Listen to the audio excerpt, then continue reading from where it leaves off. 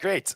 I have the fantastic honor and the great pleasure here to introduce to you someone without a presentation. Can you push the button, please? Because something will be happening. This is Hendrik Oebler. I pronounce this right? Yes. Good enough. Good enough. And he's actually studying in London currently, living there in the British environment. And from that perspective, in a kind of gonzo journalism style, can I say, tries to solve one little question. How did Great Britain, how did the UK end up in a situation whereby they had a Snooper's charter? Presumably some of you don't know what the Snooper charter is, but the Snooper charter is actually about the sneaking charter that the British government decided to get into. He's going to give you an introduction to that kind of situation. It's a very uncomfortable situation, and he will explore it from the inside out. Please give a warm welcome. Yeah. Light the fuse, put it in play. Let's roll.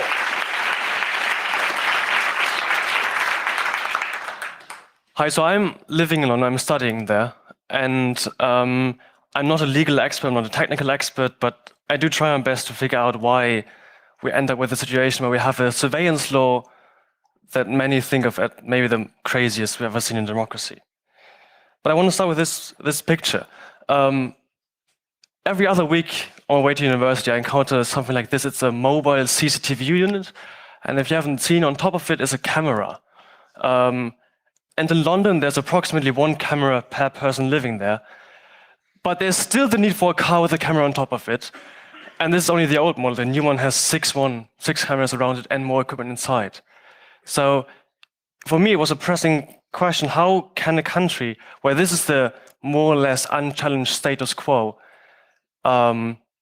publish and make a law about regulating and re-establishing the whole surveillance regime we've encountered the past years? So what I'm going to do in the next half hour is first give us a sense of what this new law is. It's the so-called Investigatory Powers Act. And of course, why is it so dangerous? Why should we be concerned? And then maybe the more interesting part is I'm trying to explore how a democracy can pass such a law, how a democracy can end up at a situation where a majority supports such a law, and learning from that experience how we could fight back, how we can educate our decisions. And of course, with the first part, we start. Then Home Secretary Theresa May introduced the bill in 2015, late 2015. And the bill really touches upon all different sorts of surveillance, on hacking, interception of communication, access to data sets, internet data retention, encryption, and of course, it re-regulates supervision. And recently, the government described the bill as a bill that provides some of the strongest protections and safeguards anywhere in the democratic world, with an approach that sets new standards for openness, transparency, and oversight. That's a bold statement, and we will see if that holds true in the next minutes. But because it's such an exceptional law, I will go over each of the different areas individually, and we'll start with hacking. The government doesn't quite call it hacking, it calls it, with a wonderful euphemism, equipment interference. And it's available to regional and national police, GCHQ, MI5, MI6, so the usual suspects. And in the normal procedure, every warrant issued for hacking needs the approval of a so-called judicial commissioner. It's a person supposed to increase protection, to prevent overreach. But that's very questionable, as I explain later when I get to the supervision part. And the reasons for which such a warrant can be issued are very, very broad. Interest of national security, purpose of preventing crime, or interest of economic well-being, as so far in the interest of national security. But you can see very, very broad terms you're dealing with here. And if you're not situated on the British Isles, the British authorities might even issue a bulk warrant. So with a single warrant, give the ability or allow a certain agency to hack a whole number of devices in a region or of a group of people. And once such a warrant is obtained, the means with which the desired information can be extracted are unrestricted. Any conduct which it is necessary to undertake. So the restrictions placed on the different agency are extremely little.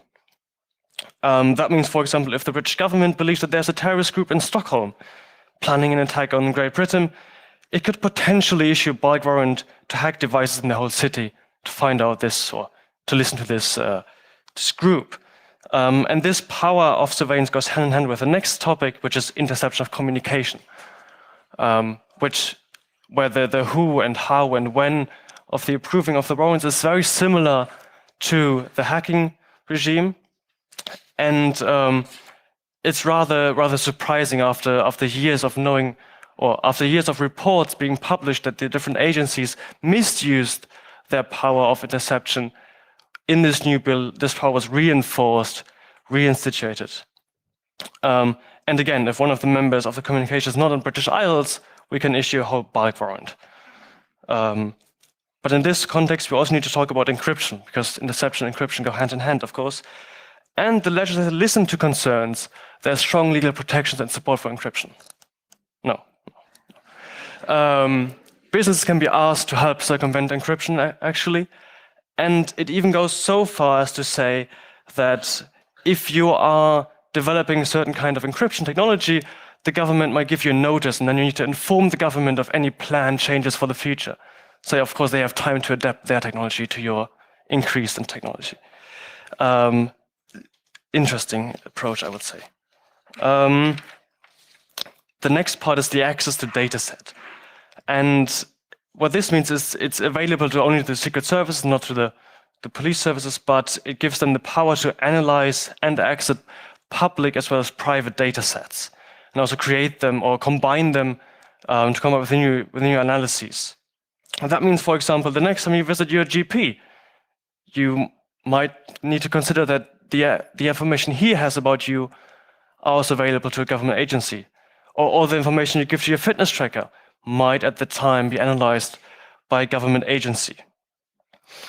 And there are some further limitations in the bill and the code of practice, but it explicitly states that many innocent people will be affected by this kind of analysis.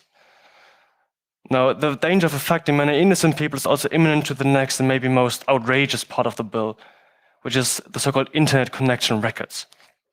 And put simply, they are data retention on steroids. If you visit any website, that your internet connection providers now need to save for 1 year the domain you visit, when you visit it, from which device, where, and further metadata. Messenger services might need to do the same. So also they save then who you contacted, when, from which device, where that person was located. Now this sounds like very powerful tool, and you might think that only a handful of people have access to this kind of surveillance technology. Well, I've listed all the departments having access to it. There are 48. And my favorites are the Department of Health, the Food Science Agency, the Gambling Commission, and of course, what we do without it if they hadn't had access, the Northern Ireland Ambulance Service and Health and Social Care Trust. So, and now there comes the best point, you don't need the approval of a judge. You just need the approval of a senior officer in your department to access this data. That's actually true. But if the state is allowed to yield such power, how are these powers controlled? We have this wonderful new investigatory powers commission, which unifies the work of three previous bodies, and those were commissions on different kinds of interception or different kinds of surveillance measures. This new commission unifies this work. And normally, one commissioner needs to give his approval for issuing a warrant, like the hacking warrants or the interception warrants.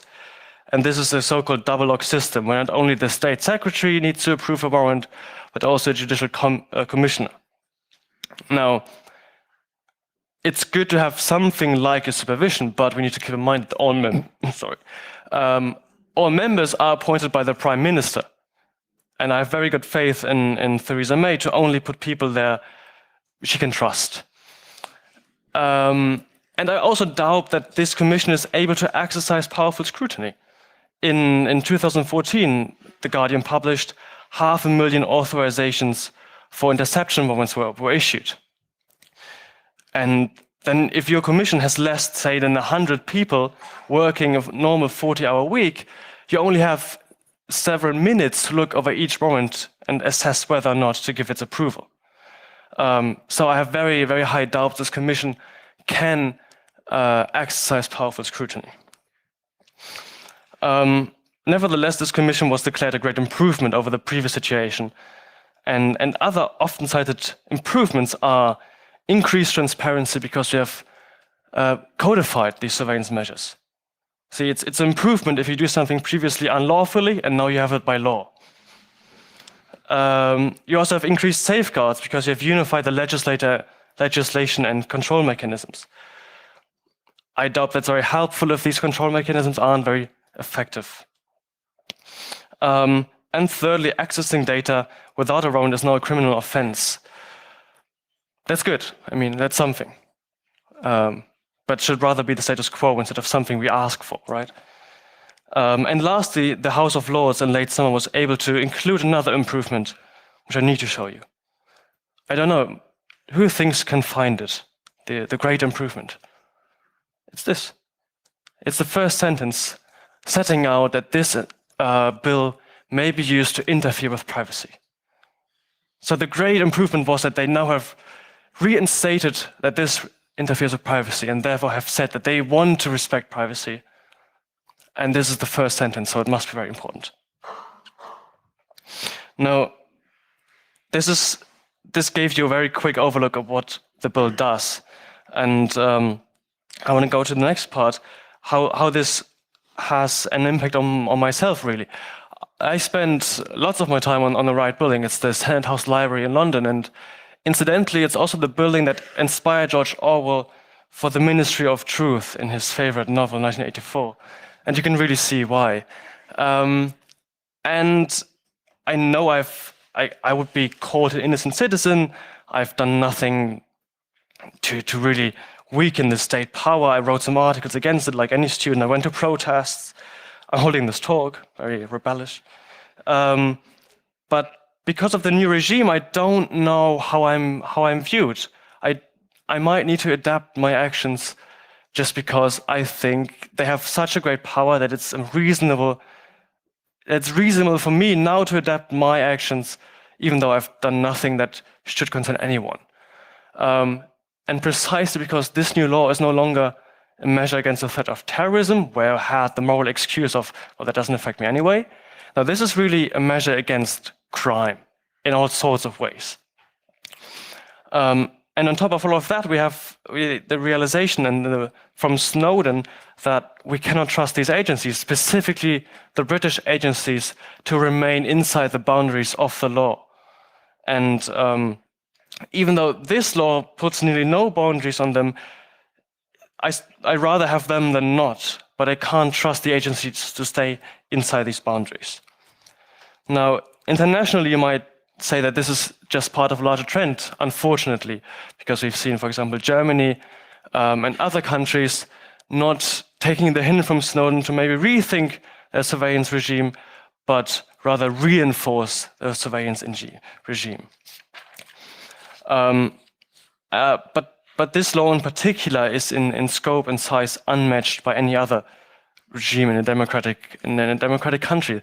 Neither the Patriot Act nor the emergency measures in France include such far-reaching and intrusive measures. And I would say, very ironically, this delegitimizes our criticism, or the criticism of our state heads of other despotic and undemocratic regimes for censoring their internet, for surveying them, because a country in the midst of us is doing the very same. And China has already pointed to this law in defense of its own mechanisms and surveillance measures. Now,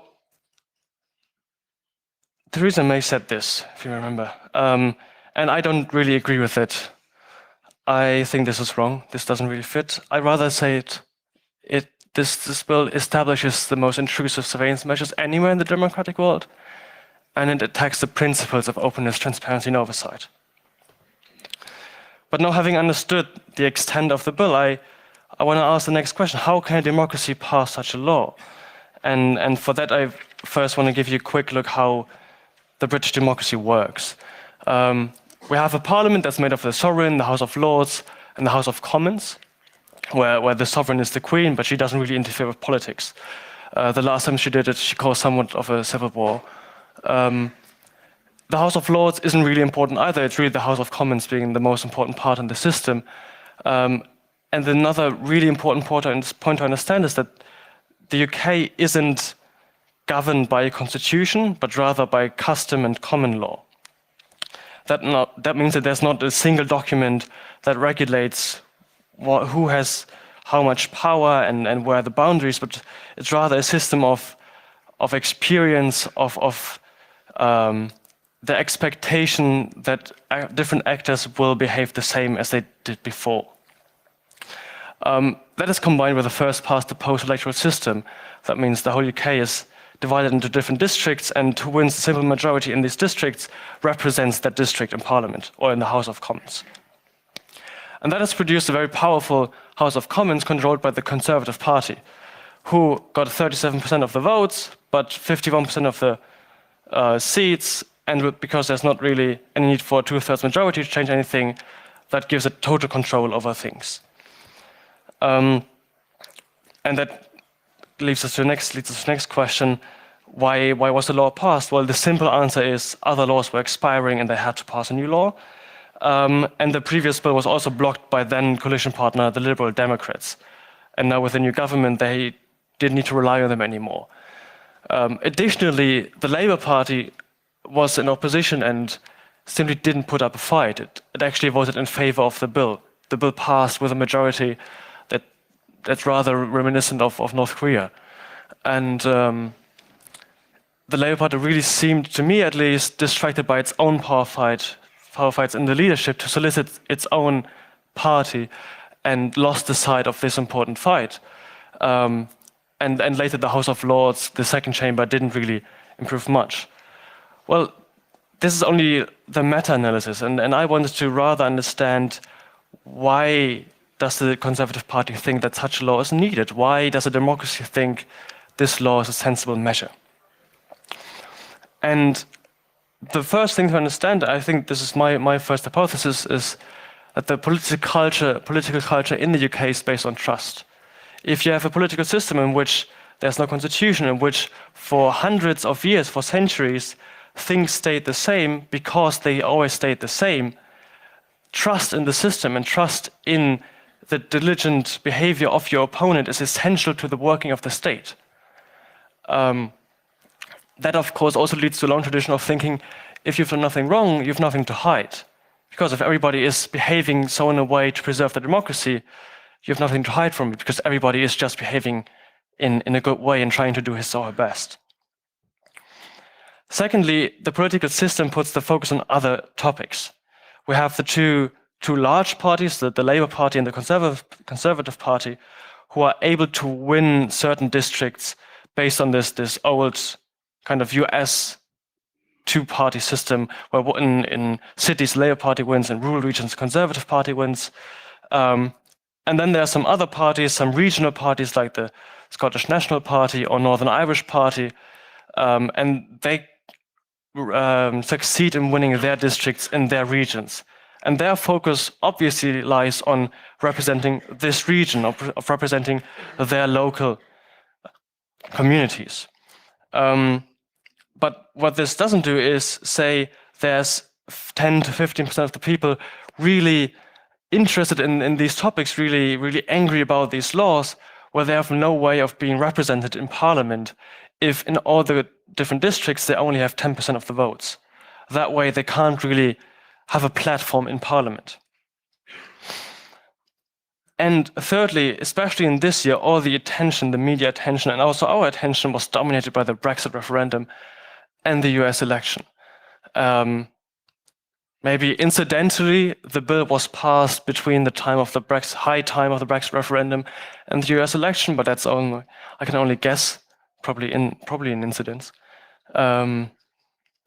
But what this created was that the public outcry that ensued was too late. Only after the bill was already passed, there was a petition of more than 200,000 people to challenge it again. That was too late.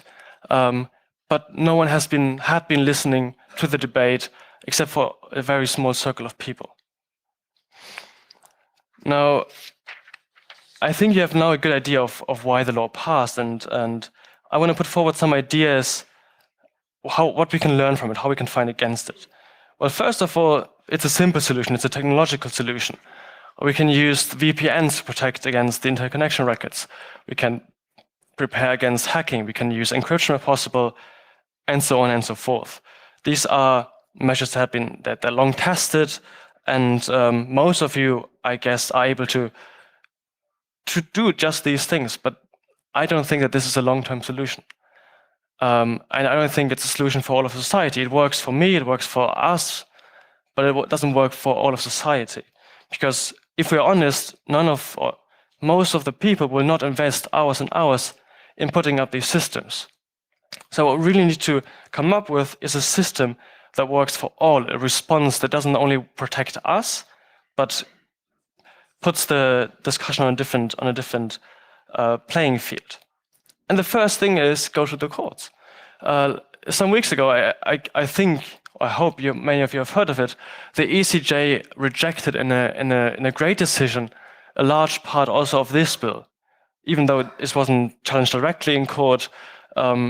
The infamous part of the interconnection records will most likely not stand up to the decision of the European Court of Justice. And there are certain rights. We have those rights, and we need to go to the courts and defend them, either us or give money to people who do it for us, because these decisions affect all of society. Secondly, and I maybe need to take some time to explain this point, we are currently in a position where many people want more security, and we have many people who have come up with the idea that more access to data will lead to more security. Now, I can genuinely believe that sometimes more access to data would have prevented a murder or would have prevented that sort of crime. But once we're in this narrative, we lose the sight for other forms of increasing our security. And I suggest we try a two-tier strategy. Once, trying to decrease this will of increasing felt security, because I normally feel quite secure, and maybe we just need to make everybody else feel more secure to end this vicious circle. And maybe a second part, something that's not often discussed, is maybe we can come up with different ideas how to stimulate this desire, how to increase security while not sacrificing our digital rights. And the next point comes back to the point of trust in a democracy. How do we view government intrinsically? If I have many discussions with friends in London, yes, they criticize this bill, but they have such a trust in the government that they won't misuse it, that there's not really any progress in the discussion. So one of the, I think, major challenges is for us to make it possible to view the state as a threat and a diligent actor, because it must be both. And we must be able to raise the first and say this could be a threat, and also use the state in other scenarios. And this is very difficult to paint not a good or bad picture. And this is a very difficult challenge we may all need to engage in. How exactly? I'm open to any suggestions. Next on the list, I think we need to make our systems more representative. What I said earlier about the UK system is that some parties are overrepresented and other opinions are underrepresented.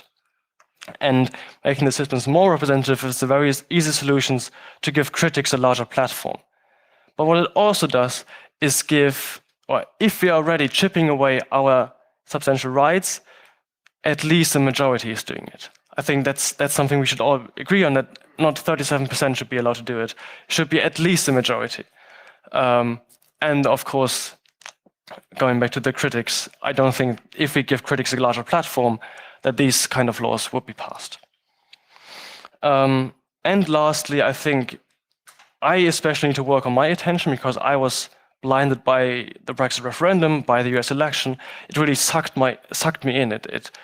It was a spectacle. It was a media spectacle, and I like many others, lost the sight of the things around us for not really a year, but for a very long time.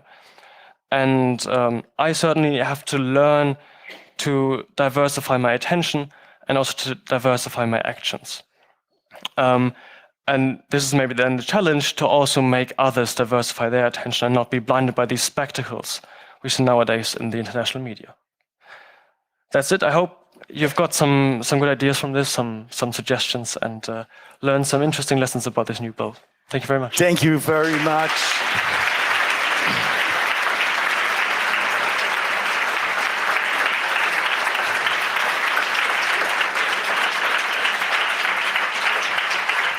Thank you, Hendrik. This is once again a situation whereby we have to reboot the system again. You actually, the moment you came up with the why question, I was immediately thinking about, why do dogs lick their balls? And the answer there is because they can. So you get in a situation that the system is rolling out and no one actually can do anything about it, it seems. Yeah, I think the incentives in the system are laid out in a way that it develops in this direction.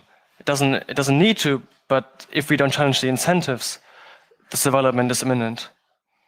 So this is a call for action as well, again? You're taking action as a journalist, I understood. I'm writing as long as I find time for netzpolitik.org. I also did an internship there. I really enjoy it. Voila, guys, go there to check out these publications. We have some questions from the audience, I suppose. Firstly, practically try to take this door as exit. Please, sir, go ahead. Thank you. I have two questions. First question, you mentioned that they have to detain the domain. Is that to understand in a technical way, that they have to domain the domain name like DNS, or is it also for IP addresses? So if I set up my website just on an IP address, will that be detained or not? I wish I could answer the question. I hear yes from here. I know that I know that the IP addresses are safe, so I guess this goes hand in hand with it. They say everything before the last slash. Yes, exactly. So if you have everything before the last slash. So I suppose it's just using HTTP. They don't do other protocols like, what I know, Bitcoin or something like that? I'm sorry, I wouldn't know the answer. That's maybe something we have to get to know in court. Some of these things, as I said, are now challenged by the ECJ, and I wish I could give you a better answer. Okay, and my second question is, I would listen your opinion about how do you think we as outsiders, as European Union, or even maybe even FARC should react. What do you think about, especially about sanctions? Could we use sanctions to influence UK? Because as I see, as an outsider, I don't have any rights and they can spy at me at all. So I think that's harmful for me. And maybe if my government would put some sanction on UK, it could influence them or whatever. I don't think that could work in a positive manner. Because of many motivations, and one of them is that instead of having a positive effect, I would rather see a retaliatory effect of these sanctions. I don't think that the British government, just because they have these measures and the majority thinks that they're good, the problem isn't that only the elite thinks that it's a good measure, but we have certain polls from YouGov saying that a majority of people actually supported the bill. That doesn't mean they know what's in it, but I think it's more important to change public opinion instead of just putting pressure on the state system. Well, but wouldn't that have some pedagogic influences of the people too? And also, I mean, well, let's think we're making easily some sanction to Russia, and I think they're, how to tell? I mean, I think that should be, at least for the outsiders, some soft sanctions. I mean, they don't have to make the bad things, but how about a tax, a surveillance tax? Because, I mean, for all the security, or let's think ARM is an UK company, and why not putting some little money on top of that? Because I don't know whether there is some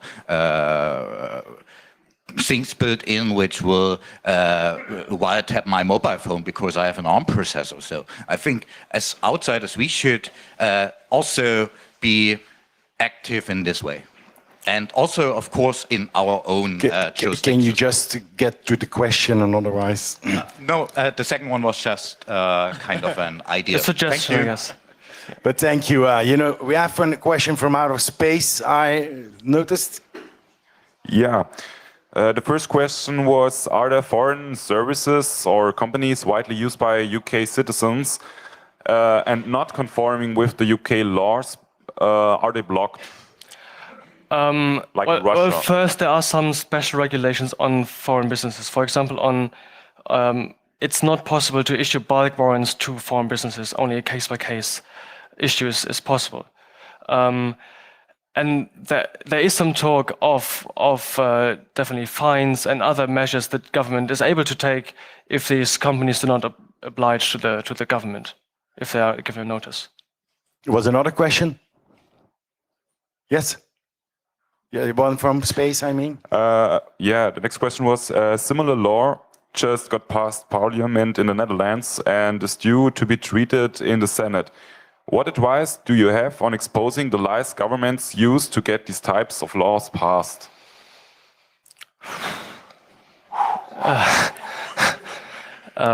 Everything before the slash or after the slash. That's the answer, I think. Let's take the other question there. May I? Please, because, you know, we can discuss this for hours. A question, a direct one. We don't have that much time. Okay, it is a direct question. You talked about a more representative system that would help to impede with such laws. But I have a slight fear that also more representation could also be used as a tool for populists because, as we know, the prime minister that we all are not that much in favor of was elected democratically. So what kind of more representation do you mean, and how would you try to find a way that populists couldn't use this tool? Well, first, I was not trying to use the word making it more democratic because that very much depends on how you define your democracy. And with representative, I meant making it more representative of national opinions, of the national distribution of opinions. So right now, though, you can make like an error index of how many votes did that party get, how many percentage votes, and how many seats, or how many percentage of seats did it get in parliament. And in the UK, this measure is a 44% error. So 44% of the seats are somewhat not in accordance with the public vote. And yes, that means parties that didn't get into parliament or that got there and have no more percentage seats as votes. And if you add up all the differences, you get it to a really high number. I think if the public is on our side on defending our rights, and I think this is something we need all to engage in and make it possible, and this is the case, we shouldn't fear populists, because then it's a majority opinion. But more importantly, I think if Parliament can be a platform for parties that challenge these things on a constructive level, we can magnify the impact of the criticism to a larger extent than just populist reframing the security narrative. I have a question here. Please, sir. Thank you. You mentioned that one of the things we should work with is making sure that people actually understand the privacy impact of the charter. So would you agree that privacy has gotten out of fashion, and what do you suggest we do about it? I wouldn't say that privacy has got out of fashion, but rather people view it differently. So I think most people have the same idea of privacy if we think of an analog world. The same sense of privacy they had 50 years ago when they're in the house and they don't want someone looking through their windows. I think the challenge is much more to translate this sense of privacy to a world where there isn't this idea of, okay, I can see someone looking through my window. I don't think as much that the will to have a private sphere has changed, but rather that the idea of what my private sphere is has changed. And the only thing that helps is educating about the technologies we use and making people aware of the impacts of their technologies. Good. Do we have time for more questions? I think yes, lady, please. Hello. So, given the prevailing political atmosphere in the United Kingdom, Brexit means Brexit, red, white, and blue Brexit, all of this nonsense. What do you think are the realistic chances of Theresa May taking the slightest notice of the recent ECJ decision? And depending on your answer, what does this tell us both about the campaign such as it was against the IP bill and what we do about it now? Well, one of the possible scenarios is definitely that the government will say, well, we don't want the ECJ interfering with us. We don't, well, now there was a decision by the ECJ, but because we voted Brexit, we reinforce our right to make our own laws. And I give it a 50-50 chance, depending on how fast Brexit is. You're much more of an optimist than I am. I'm sorry, I have to wrap up this. Thank you, Hendrik, for your fantastic speech here. Thank you.